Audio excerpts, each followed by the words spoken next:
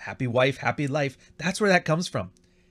Happy wife, happy life is the inverse way of saying if she's mad at me, mama's going to burn the house to the ground, right?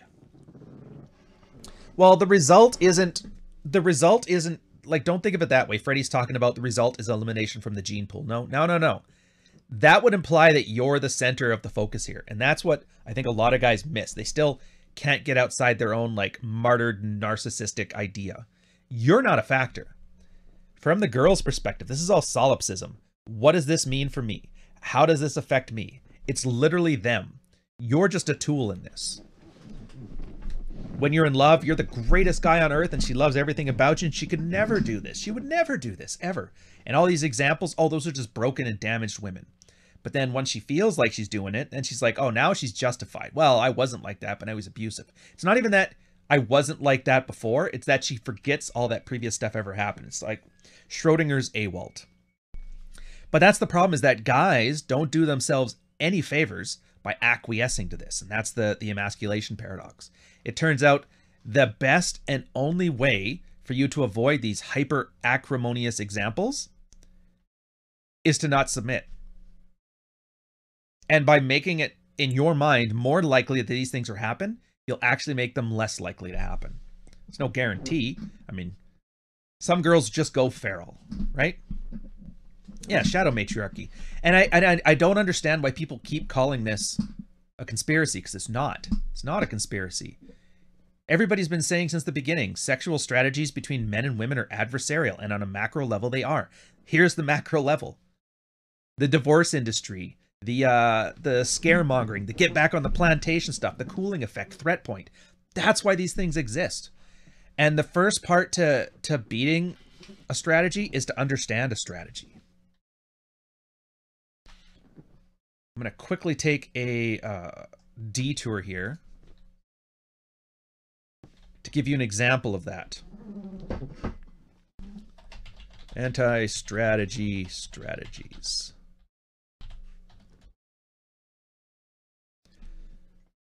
Men and women, our sexual strategies are adversarial.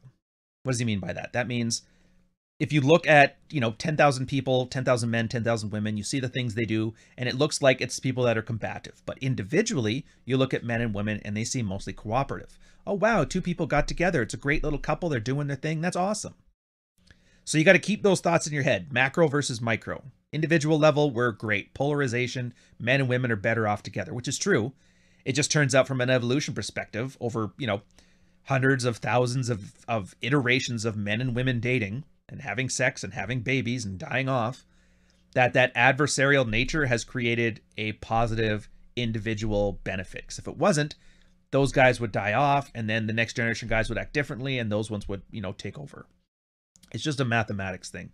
Think of it the same as like how the legal profession has to be adversarial. Defense, prosecutor, they got to fight like rabbits, but in the end, they make a better legal system. I mean, we could argue about that with the whole Ricky Vaughn thing, but I was going to throw that at the end for a little bit of fanciness. So anti-strategy strategies. In this case, men's strategy is to use their physicality to influence the world around them. They hunt to get meat so they can eat. They build things so they can live in comfort. And they make fancy and nicer things and produce a surplus in order to attract a mate. Women don't have that ability to physically manifest the world in the same way men do. So what do? They get good at manipulation. And one of the easiest primitive forms of manipulation is just flat out lying. Women lie to men. Yes, it's your baby. Yes, this, yes, that. Of course I love you. There's nobody else. Nothing happened. Now here's the thing. So the men that fell for those lies would get, cucked, generally speaking. And we're talking like cavemen here. Don't think this is like the 1950s or some shit. They get cucked. Other men raise kids. Those kids end up moving on. So the ones that were more susceptible to lies would die off over generations, and the ones that were able to detect it better would thrive. So then what happens? Now you get a bunch of guys who are really good at detecting deception, and these lion-ass hoes end up not having higher quality kids, and those kids die off, and so they kind of whittle down. So now the arms race has begun. So women get a strategy where they become better liars, and men have a better strategy of detecting lies better. Obviously, it works both ways. Men lie to women too, and that's a whole other topic. There's always going to be one guy. Well, what about if guys do it? It's like, I'm not fucking men. I don't care about what men do. If you are, figure it out. Do a podcast. I'll gladly shout it out. The latest iteration of this, and this is actually kind of funny when you think of like, oh, women are emotional. They can't think. She says, I don't take her out to dinner anymore. We went out to dinner yesterday. Like stuff like that. Self-deception is the currently primary method of lying as manipulation for women. Turns out, Jerry, it's not a lie if you believe it. So girls actually tell themselves the lie, convince themselves of the lie, and then talk about the lie as if it's true. The benefit of this, and this is kind of where we are now, the benefit of this is that you always can tell if a girl's lying to you. You look, you know, something about her mannerisms changes. Maybe she's a bad liar. Maybe she's a good one. Maybe there's some things in the environment you don't understand. But when she believes that lie, there's no tell. You can look at her and she'll 100% with sincerity say something that you know is a lie. And she should know it's a lie, but she doesn't know it's a lie. And it's not always just about cucking. Sometimes it's easy stuff. Have you seen my thing? I didn't touch it. It's like, I didn't ask if you touched it. I just asked where it was. I don't know what you're talking about. And then you find it in her purse. You're like, oh, there's my keys. Little things like that. That's almost 40 cuck articles. So braver. Yeah, so what's the anti-strategy on this? Well, from the red pill, they actually came up with a good one. Ignore what she says, watch what she does. Because it turns out, even when you're deluding yourself in order to believe a manipulative lie, the actions are the things that have consequences. If she wants to get married and she lied to you to get married, she still wants to get married. Actions are there. The actions are always honest. Again, what everybody is saying. That's, what's his name? Joe Navarro. Fun guy. I actually kind of met him back in 2019 at the convention that shall not be named. But yeah, he was a fun guy to talk to. And he was one of those great points he brought up is that body language can't lie because it's accessing a different part of the brain. The manipulative part is like frontal lobe and the emotional centers. But actions in your body are way more limbic system. So more often than not, and that's why when people try to convince themselves, it's so their limbic system comes on board. But again, the ultimate actions always get there. So that's the anti-strategy. And so back to the threat point, that's what we're getting at here. When you have a divorce industry that puts a head on a spike of an acrimonious divorce of a guy losing everything, celebrity divorce, whatever, and your first instinct is to acquiesce to your wife's or your girlfriend so that way she doesn't try to do that too, or because you're afraid of abandonment and all this stuff, just realize you're playing into the game. You're buying into the lie. You know, stand fast, stand firm. It's one of those things, and it comes across, another way of expressing it is where guys say, you know, abundance mentality. That's the anti-strategy for men. Abundance. Have abundance. The idea that even if your wife goes feral, leaves you, takes half your money, takes your kids, the attitude you have is, if you have a lot of money, I have a lot of money, I'll be fine. And I made it once, I can make it again. There's a lot of entrepreneurs that make a couple million, lose it all, and then make a couple million again. Now, if you don't have any money and you're kind of broke, you're like, well, I didn't really lose anything, then did I? So it's nothing really to cry about. So either way, then you fight for it if you want to. I'm not telling you what to do as a strategy. I'm talking to you about the mental model that you use to cope with this stuff, or to manage it, or to make better decisions based around it. However you want to word it. This channel has a monopoly on IQ in the sphere. Dear God, I hope not. I'm wearing asshole glasses today specifically to be anti-intellectual. I hate smart people. They drive me nuts. It's all redder stuff. But appreciate that, Ali. Appreciate that. All right. Where was I going with this one? Oh, yeah, strategies. So yeah, you stand up for yourself because you can't be afraid of her leaving. If she leaves, there's nothing you can do about it because that's her mind, her choice. You have no hard power to stop her. You have no hard power to tell her no and have her listen to you. All you have is soft power.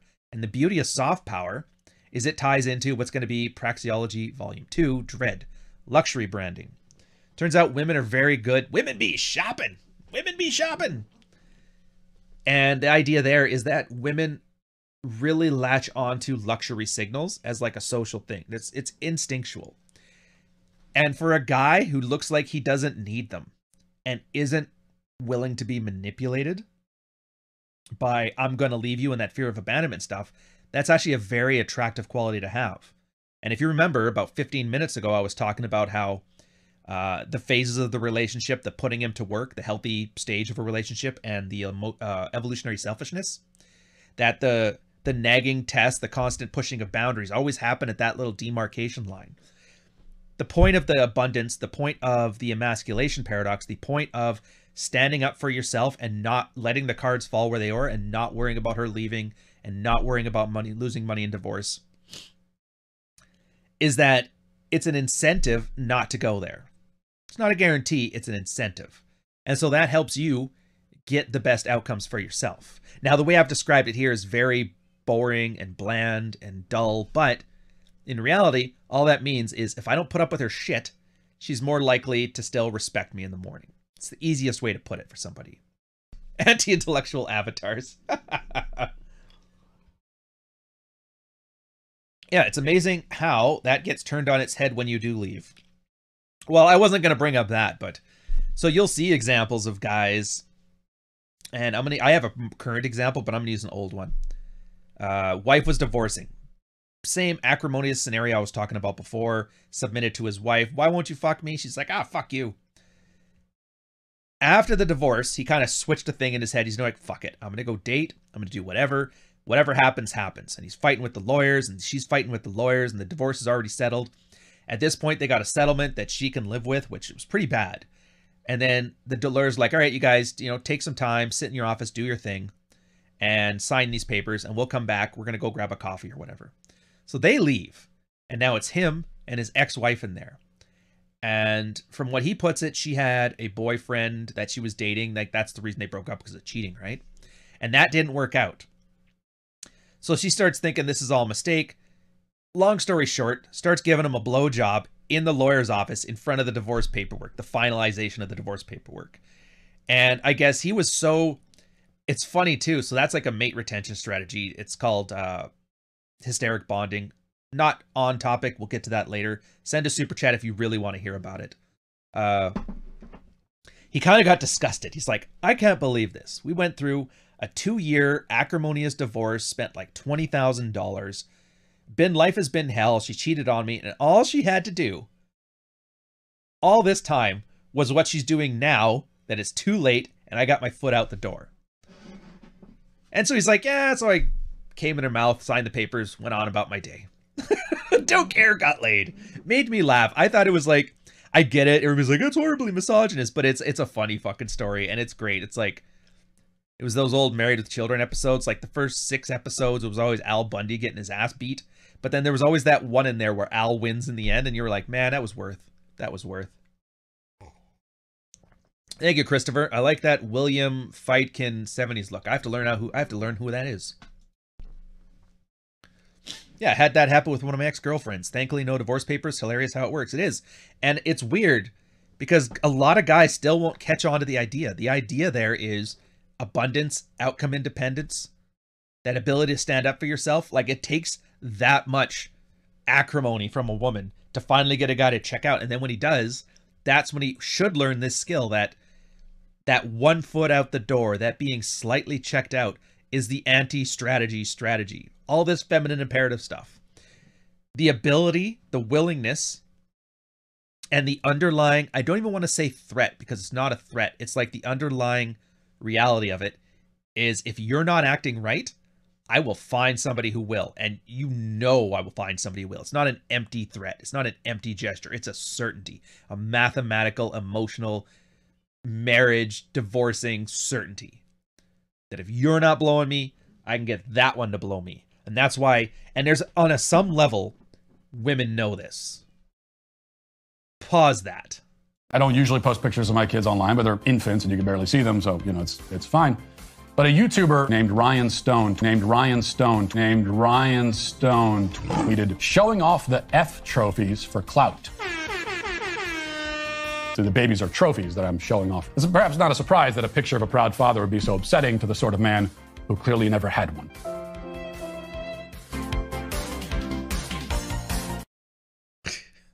I love that goofy bastard. Hey, the Daily Wire on the newest thing is all about book burning and censorships. That's pretty cool.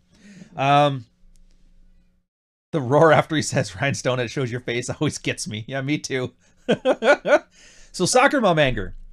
Everybody notices. Like, dude, it was like a thing a couple weeks back on Twitter, which it's a good example here, but I mean, you don't need it. There's just talk to friends of divorced families and see what happens. It's the idea that girls are terrified of men leaving them for younger women, which we've already talked about right in the beginning. The numbers don't show that. That is not what's happening. It's women when they're younger and still have options leaving their men and getting a payout. So why are women so scared about something that's factually untrue? Because of that. That's the hypergamous like fear, is that if he has an option to replace me, I have to act better to keep him. They don't know this consciously. They just know it's a feeling, like something about that feels wrong, and they don't know how to articulate it. So what do? They just yell at guys. You son of a bitch. How dare you? Younger women is like, you notice how they blame everything on being a pedo? Any 30-year-old man that dates a 20-year-old girl is a pedo. It's like technically by the law, I believe it's under 18, 17, 16, something like that. Although technically, like there's the argument about the different types. Like, look, legal age of consent, there's the line set there. I don't care to argue it. Yeah, is it right? Is it wrong? Not really concerned. Not my hill to die on. All I'm saying is right now, 18 and above. If they're able to do porn without parental consent, good enough for this argument. But that's why they're terrified, and that's why there's this soccer mom anger. And that is... Oh, did I put it in here? Did I? One sec. We're going to go back through our other things. Not this one. Not this one. Ah, this one, yes. How the Feminine Imperative Just Happens. Actually, I might use that as the title. I think that's a much nicer one than Soccer Mom Anger. I'm doing the timestamps here so you guys can see what's going on. It's a nice example that Dalrock brings up back in 2012, where it's just like Boy Scouts and Girl Scouts going at a thing. The girls cut in line at the buffet table, and the headmaster is like, guys, let the girls go first. And then the girls very passively just kind of let it happen. And then somebody's like, well, that's not fair. Why should they get to cut out in front? So somebody else makes the idea, well, how about this? If the guys have to be subservient to girls and let them go first in the meal line, how about they do something subservient back? Then it's equal, then it's fair, and everybody's fine. How about the girls do like set the tables for everybody? They serve the men, but they get to grab food first. And then, where is the line I want to steal from this one? The reality is that women's passivity is far more superficial than it appears. Vox Day recently explained why women tend to be passive-aggressive. Passive-aggressive behavior is an intentional attack on another individual made with at least some degree of plausible deniability concerning the attack, the intent, or the target. The reason is because the passive-aggressive individual wants to be able to attack somebody without giving their target a justification for striking back. Should he be questioned, or should she be questioned, the passive-aggressive attacker will deny they were making an attack, that it was intended, or that the person was obviously, in fact, the target. It's a perfectly reasonable conflict strategy for women who are on average smaller, weaker, slower, less intelligent than men. I'm not here to argue whether any of that's true, just focus on the dynamic. I hate how I always have to tell people to focus on the point and not get distracted by details, but it's the internet and that's how things work. You forgot to put an apostrophe there. You forgot to shut the hell up, sir. And this is where he talks about, like, what happens if you just, oh, let's have the girls play setting and that. And here's the beauty of feminine imperative, like, in action. Girls were very passive about fairness and fair play and all that stuff when things are going in their favor. So when it comes to men being chivalrous, you know, as they understand it, that sort of thing, women are very passive. Oh, that kind of sucks. Oh, okay, thank you for holding the door for me. And I get it, these are small examples, but it's to help articulate an idea. But in the case here, again, I'm stealing this line. At this point, the reality of the feminine imperative will become evident because while the girls were seemingly passive when everything was going their way, any deviance from this will be met with emotional outbursts. Whoever proposes either true equality or simple reciprocity will become the object of great irrational anger, and at this point, the passivity turns to aggression. While the girls and their mothers won't know why they're so angry, they will just know that whoever proposed a thing is just a terrible person. And that's it. That's how it happens. Yeah, so women are divorcing men when they're generally younger and able to secure a new man. That sucks. But, I mean, the heart wants what it wants. There's nothing stopping them. you were a better man, you can keep her. Women are very passive about this. That's why there's tons of TikToks of chicks like, even Pearlie's talking about how divorce is bad for men and blah, blah, blah. Okay, it's fine. But if you want to have a reciprocity, okay, so that's fine. You can divorce for any reason, no fault divorce, that's fine. Older guys, any older guy that gets divorced or has divorce thrust upon him, starts dating a younger girl, again, reciprocity, irrational anger. And that's where you get soccer moms. They don't know what's going on. They just know, dude, the idea that men can leave us and get younger women is just abhorrent. You're an evil man. This is pedo stuff and blah, blah, blah, blah, blah. And this is why you can't listen to this stuff. You can't take it seriously. Yeah, some women make very good logical critiques about this and it makes perfect sense and you're absolutely right. Oh my God, it does sound horrible. But that's the manipulation.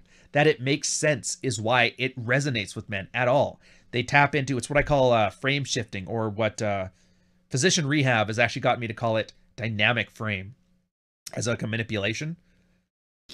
It appeals to your need for patterns. You like it when the world is consistent, when everything is applied equally, like laws in nature. Guys are big on that stuff. So when girls start mentioning something, they're tapping into your need for pattern recognition in order to do the things that they want. That's womanese, the correct combination of words and phrases to get you to do what they want. And in this case, what do they want? They want female strategy to be successful and male strategy to be unsuccessful. They don't know they want it. It's a subconscious thing.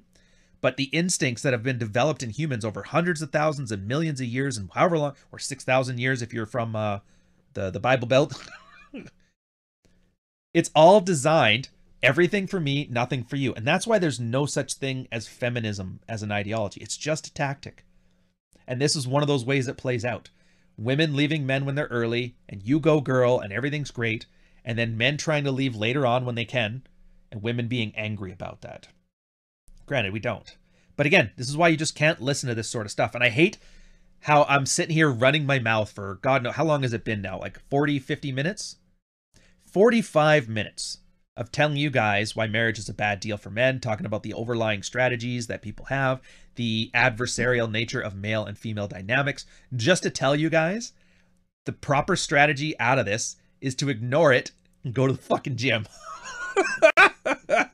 There's your 100% IQ take. Learn all of this stuff so you can promptly forget it and never talk about it again, never argue with a girl about it. Because if you're arguing with a girl about it, all she knows is that sounds creepy and I must make you sound like a pedo in front of everybody so everybody gets on the plantation. That's how people get on the plantation, through negotiation, through communication. Communication is the worst thing for men because we suck so much at it. And women have nothing but time and they have like fight or flight responses on these arguments. And it's the same thing, like, dude, if somebody kind of wants to fight and another guy thinks he's fighting for his life, who do you think's going to win that fight, all things being equal? I guarantee you it's that guy. So you just have to, and it's why being flippant and aloof is such a superpower and a dark triad trait. It's just not caring is a superpower. It's the same thing about the emasculation paradox. You guys know all of this stuff now. The MGTOWs, they sit in their basements and fuck their sex dolls. Everybody knows this. But everybody loves to fight about it and argue about it because at the end of the day, everybody I want women to understand how bad it is for me. And I want them to tell me that they're going to do better. And they're sorry. And they won't and they can't because they don't think they're doing anything wrong because they technically aren't. It's just the way that they're wired. And when you think about this, and it's always about men should love, I wouldn't say women as a group, but like love a woman for what she is, not what you want her to be. This is an example of it. She is going to be solipsistic. She is going to be selfish. If you give her enough of your frame and enough submission, she will take you to the cleaners. She will. And she has to because she's not strong enough to hunt deer. That's how she's built. But once you know that, you can love her for what she is. When your wife starts getting cranky, you can tell her to shut the fuck up. Sit the fuck down. Have yourself a coffee. Leave me the fuck alone. To go out to the gym. I'll be back in an hour. Hopefully by then you're over your period or you're PMSing. And you come back and you don't hate her for it. She's just hungry. She's just tired. It's just that time of the month. I broke my leg and now she's like looking at her hypergamous best option and like waging whether it's worth it. And I'll tell you right now it is. I still remember that during my military time when I got the full Tate treatment. I guess Tate got the full Rian treatment is the best way to put it. Yeah, I remember that. My girlfriend got really I guess I'd call her wife back then. Anyways, really ornery, really bitchy. Like same thing with that roadmap. I saw that. And I remember at one point it just sat there and I just had enough. And I can't even, this was almost like an accidental red pilling moment. It's like, look, this stuff sucks right now. I'm dealing with some shit. I'm not a fan of it and I get it. But I will be better. And when I am better, I will not forget this stuff. So you can either act right or hit the fucking bricks. Something to that effect, right? Started acting better. Awesome. Wonderful times. And it turns out, yeah, it's not like she was turning into a bad person. It was literally just a test. She didn't know it was a test. I didn't know it was a test. It's just we're wired for these kind of tests. It's another reason why in Praxeology, Volume 1 Frame, available in fine bookstores that are called Amazon today, link in the description. It's why in there I mentioned I don't know if a guy can fully have a frame without a girl in his life. It's not because you need them for it. It's just because there's that testing. There's that constant buffeting of like female nature. And it's, yeah, you can hang out with the boys, but boys are very camaraderie and there's a whole different set of skills for that for sure. But there's just something about a chick that would step on you when you're down and you being able to navigate that without losing who you are and what it makes you and your vision for the future and what your expectations are for those around you. And to keep all that there when the chaos of women is buffeting against you, which is my Peterson thing, that works, that no other person can do. So yeah. But I mean, I can't argue that when the juice isn't worth the squeeze. Well, it's like, you want to get better at squeezing? You just need more juice. But again, this is I don't want to preach. I don't want to tell you guys what you do. I hate the idea of anybody in the red pill telling you what to do. I'm explaining a concept. You apply this to your life any way you want. I have no problems with a guy if he's like, you know what? I don't want that strengthening thing. I want an easy life of ignoble ease and just not dealing with it. That's fine. If you want to go your own way, go. But don't bitch about it afterwards. That's all I'm saying. Don't bitch about how whammon ain't shit. It's like you went your own way. You decided, instead of Atlas saying I wanted stronger shoulders, not a lighter load, you decided for a lighter load. Don't get mad that the load isn't worth lifting.